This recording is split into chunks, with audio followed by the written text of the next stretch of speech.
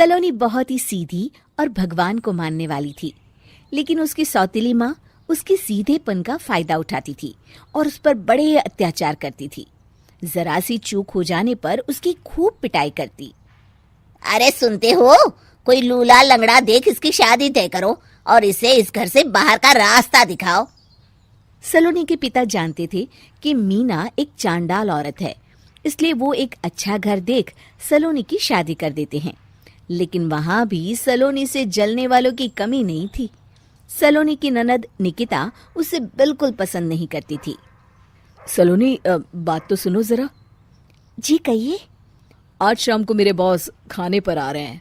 ध्यान रहे उनकी खातिरदारी में किसी प्रकार की कोई कमी नहीं होनी चाहिए। जी आपने कह दिया, बिल्कुल वैसा ही होगा। शाम को सलोनी जैसे ही गैस पर खाना चढ़ाकर वहां से जाती है अभी इसके खाने का स्वाद बढ़ाती हूँ। निकिता गैस की आंच तेज कर देती है। थोड़ी देर में देखते ही देखते सारा खाना जल जाता है और पूरे रसोई घर में चारों तरफ धुआं फैल जाता है। अब आएगा मजा। माँ जल्दी आओ, यहाँ देखो सलोनी ने किचन में आग लगा दी। अरे तेरा सत्यानाश हो, कल मुही तूने ये क्या कर दिया? सलोनी की सास उसे बहुत डांट फटकार लगाती है। तभी मोहन अपने बॉस के साथ घर में प्रवेश करता है। अरे भाई मोहन, ये क्या तुम्हारे घर का क्या हाल हो रखा है? लगता है खाना जल गया है। चलो खाने का प्रोग्राम कैंसिल करो, मैं अपने घर जाके खा लूंगा। सर, दरअसल वो सर मुझे माफ कर दीजिए। अरे कोई बात नहीं, घरों में ये छोटी मोटी बातें होती रहती है। मैं समझ सकता हूँ, फिक्र मत करो, मैं नाराज नहीं हूँ और इस बात का तुम्हारे प्रमोशन पर भी कोई असर नहीं पड़ेगा।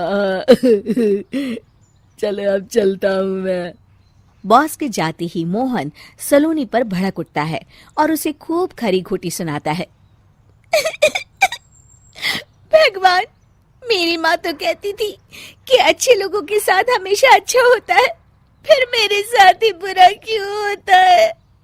आखिर मेरी गलती क्या है? तभी आकाशवाणी होती है। बेटी, अब तुम्हें कोई दुख नहीं दे पाएगा। तुम्हारा बुरा सोचने वाले के मन की सारी बातें तुम पहले ही जान जाओगी। अगले दिन सलोनी निकिता को चाय देने उसके कमरे में जाती है। तब निकिता के मन में कुछ बातें चल रही थी। कल तो मैंने सिर्फ खाना जलाया था, अब तू देखती जा सलोनी, तेरा इस घर में जीना हराम कर दूंगी। अच्छा, तो ये बात है, अब इसे सबक सिखाना ही पड़ेगा। कुछ दिनों के बाद, सलोनी, मेरे कपड़े जल्दी से प्रेस कर दो, ऑफिस के लिए देर हो रही है। सलोनी मोहन के कपड़ों के पास प्रेस गर्म होने के लिए रख देती है और अपने कमरे में चली जाती है। तभी हॉल में निकिता आती है। सलोनी चुपके से उसे देख रही होती है। आज अगर मैंने ये कपड़े जला दिए तब तो पक्का मेरा भाई इस सलोनी की बच्ची को धक्के मार के घर से बाहर निकाल देगा। अरे तू क्या मुझे निकलवाएगी? महादेव है मेरे साथ। ठहर जा निकिता, आज तो तेरी खैर नहीं। सलोनी अपने पति मोहन को बुला लाती है और निकिता की सारी करतूत दिखाने लगती है। निकिता गर्म प्रेस मोहन के कपड़ों पर रखकर अपने कमरे में चली जाती है। मेरी बहन इतनी बड़ी चालबाज निकलेगी, मैंने तो सोचा ही नहीं था। मुझे माफ कर दो सलोनी, मैं तुम्हें गलत समझ रहा था। मोहन निकिता को बुलाकर उसे खूब डांट फटकार लगाता है। उस दिन के बाद से सलोनी की जिंदगी पूरी तरह बदल जाती है। सलोनी हर किसी के मन की बात सुन लेती थी। दूसरी तरफ निकिता का कोई भी दांव सलोनी पर नहीं चलता था और आखिरकार वो भी सलोनी के आगे घुटने टेक देती है। फिर एक दिन सलोनी की सास की सहेली ममता अपनी बहू कविता के साथ वहां आती है। कविता मन ही मन कहती है, अरे ये बुढ़िया पागल है जो मुझे यहाँ लेके आ गई। कहाँ मैं अपनी किटी पार्टी छोड़ के इसके साथ यहाँ मरने आ गई। पता नहीं कब तक इसे झेलना पड़ेगा। अरे ये जल्दी मरे और इसकी सारी जायदाद मेरे नाम हो जाए। सलोनी कविता की सारी बातें सुन लेती है। अरे कविता, तुम अपनी सास की जायदाद के लिए उन्हें झेल रही हो और उनके मरने का इंतजार कर रही हो। ये तो गलत बात है। सलोनी की बात सुनकर कविता बिना देर किए कहती है, अरे ये तुमने कैसे सुन लिया? ये सारी बातें तो मैं अपने मन से बोल रही थी। तुमने कैसे सुन लिया? बस फिर क्या था। ये सुनते ही कविता के बगल में बैठी उसकी सास उसकी चोटी पकड़ लेती है। क्यों रे कलमुही, तू मेरे बारे में ये सब सोचती है? मम्मी जी, मुझे माफ कर दीजिए। बड़ी आई मेरी जायदाद लेने वाली।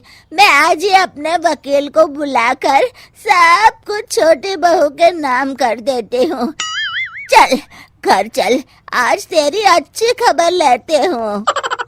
इस तरह सलोनी लोगों के मन की बातें सुन लेती थी, लेकिन धीरे धीरे सलोनी को एहसास होता है कि उसके आसपास के सारे लोग एक दिखावे की जिंदगी जीते हैं और सब एक दूसरे के बारे में बुरा ही सोचते हैं।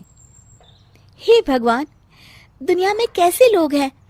सबके मन छल कपट से भरे हैं।